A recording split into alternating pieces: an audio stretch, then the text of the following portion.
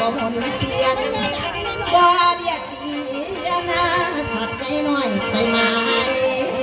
ข้าน้ำมูเขาและทำความสุขได้ใจเต้าบาดว่าจองสุขสมคนนิยมความสุขบ่ถูกใจ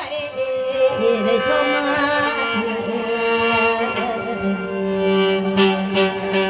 คุณยายยืนทางเส้นดินคุณทำเป็นทางสร้างคนเดินในพบพอคุณหน้าผา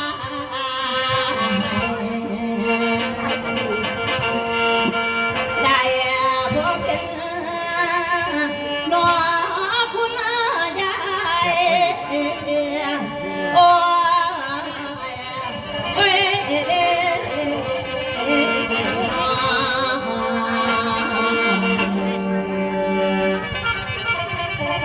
สิบเอ็ดบุญญาตลอดสิบกราบสวัสดีโดยแม่สุขสุขนะคะเมื่อนี้บุญญาสมมุติน้ำเป็นเสือวาสาวราตรี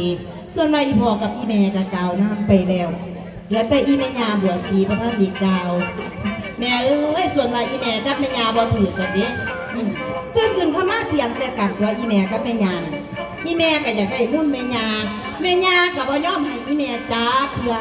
ส่วนอีแม่ยาน่ะไปวัดก็เป็นอย่างได้แม่